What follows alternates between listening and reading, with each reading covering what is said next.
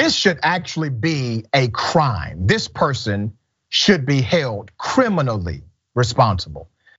There's a superintendent of schools who has decided to ignore all COVID-19 mandates, restrictions, protocols, everything. Let me take you to Jackson, Mississippi. Let's just go to the video first. I'm confident of what we're doing. And you know what? We meet every evening. I can make a change at any moment.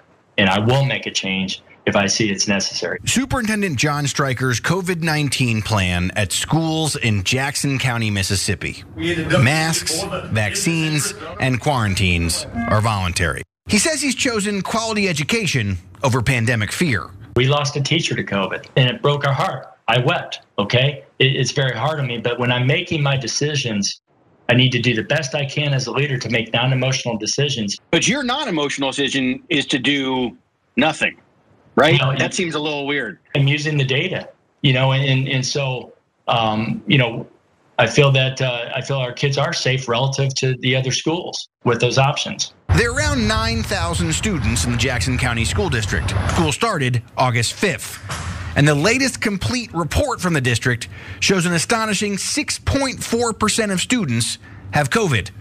Stryker says the latest numbers are trending down slightly. Okay, Dr. John Stryker will allow kids who are COVID positive to still go to school, not wear a mask, no mandate of social distancing, nothing. He is ignoring all COVID protocol. Who allows a COVID positive child to come to school with absolutely no protocol required whatsoever? He does. This guy. Now, let me tell you why I'm outraged by this. Put up a picture of this clown. Let me tell you why I'm outraged by this guy. Well educated, but has no walking around sense. That's what my grandmother would say. The rates of COVID positives for his children under his direction, under his authority, is over 6%. That number may have increased since the report.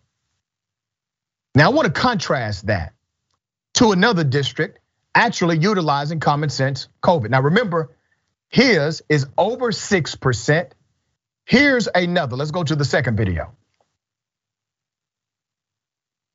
If a school district does not have a mandatory masking policy and is not quarantining thousands of people by the second week of school, then that school district is very likely being irresponsible as it relates to quarantine and exposure of people at school.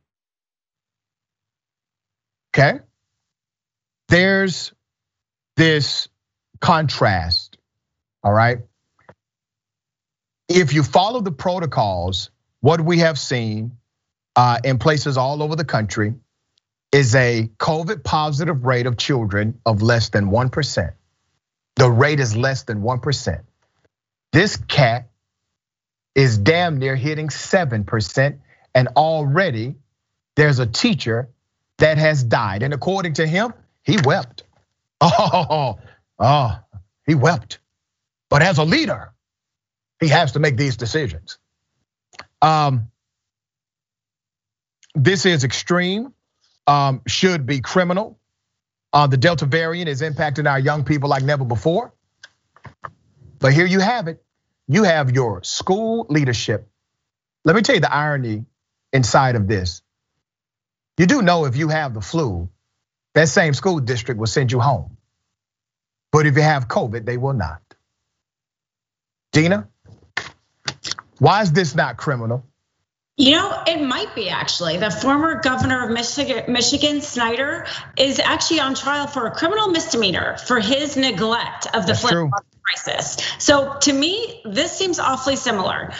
Are they doing enough contact tracing to be able to prove it in a court of law? That's unclear. But also, I think civilly he could be neglect too. His one statement there was so full of lies, that no data, and that his students were relatively safer. Those both could be disproved in a court of law. This is when I like the court of law, because you can't just say anything. You have to prove it. And a family could very easily prove the opposite. Like you said, his school is way worse off than other schools that use masks. And two, there's a ton of data, CDC advisory, that could be also proved. So again, I don't know if enough contact tracing is done, but if there are and somebody dies as a result of this, I think he could be either criminally or civilly. The problem is that I don't know if they're collecting enough data for them to be able to use it in court. Really interesting.